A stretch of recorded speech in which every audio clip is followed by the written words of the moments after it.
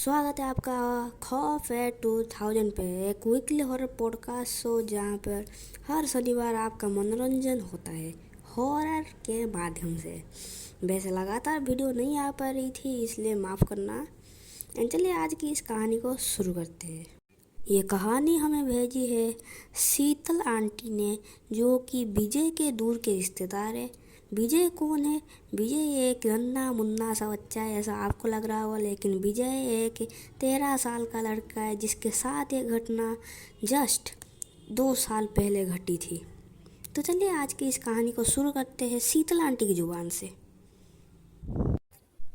विजय और उसके माता पिता घूमने के लिए शिमला गए थे। लौटते वक्त उनकी ट्रेन बड़ौक रेलवे स्टेशन से जाने वाली थी। ट्रेन 6:30 शाम बजे आने वाली थी। जैसे ही शाम के 6:30 बजे तभी एक अनाउंसमेंट हुई, शिमला से हिस्सर जाने वाली ट्रेन 3 घंटे देरी से चल रही है। तब पापा तो जैसे लाल पीले हो गए। ये पापा और कहीं नहीं, विजय के पापा है। और फिर 9:30 बजे ट्रेन आई और वो लोग सबसे आगे वाले कोच में बैठ गए। वो ट्रेन धीमे से और धीमे रफ्तार में एक टनल में घुस गई और थोड़ी ही दूर जाकर रुक गई। विजय की छोटी बहन पूजा ठीक गेट के पास खड़ी थी और उसके हाथ में एक गुब्बारा था। बेसिकली ट्रेन के आगे के 3 कोच और इंजन टनल के अंदर थे, बाकी का पार्ट स्टेशन की ओर था। मतलब टनल के बाहर, स्टेशन की ओर मतलब स्टेशन के अंदर नहीं। तभी अचानक से पूजा के हाथ से वो गुब्बारा छूट गया। पूजा सिर्फ 6 साल की थी उस वक्त। विजय और उसके पापा मम्मी सीट ढूंढ रहे थे, तो पूजा ट्रेन से उतरकर गुब्बारे के पीछे भागने लगी।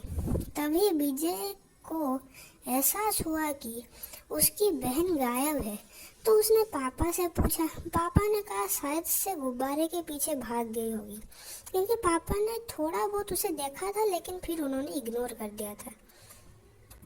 विजय ने पूजा को टनल के एक कोने में देखा और उसकी आंखें पूरी तरह सफेद थे। इससे पहले कि विजय उसे वापस लाता कि ट्रेन खुल गई। विजय सीधे इंजन तक दौड़ा है। एज मैंने बताया था कि वो लोग पहले डिब्बे में बैठे थे और लोको पायलट को ट्रेन रोकने को कहा, तो लोको पायलट ने ट्रेन रोक दिया। विजय ने लोको पायलट की मदद से अपनी बहन को टनल से बचाकर ले आया अपने सीट तक। उसके अंदर पूजा पता नहीं क्या इंग्लिश में बड़बड़ा रही थी। ये बात विजय को दंग करने वाली थी, क्योंकि पूजा को तो ABCD भी नहीं आती थी। जैसे ही ट्रेन उस टनल से निकली, वैसे ही पूजा ठीक हो गई, लेकिन फिर बेहोश हो गई। जब हॉस्पिटल में पूजा को लिया गया, तब उन्हें पता चला कि पूजा के शरीर में ब्लड शॉर्टेज है। तो इस बारे में जब सुना विजय ने, तब विजय ने सोचा ब्लड शॉर्टेज का क्या कारण हो सकता है। फिर जैसे तैसे पूजा उस हादसे से बच गई और विजय ने उसके बाद से कभी भी शिमला या फिर मनाली जाने का प्लान नहीं बनाया, क्योंकि वो थोड़ा बहुत डर गया था। और वैसे भी अभी वो 13 साल का है और उसके माता पिता भी अभी भी इस मामले से थोड़े बहुत घबराए हुए हैं।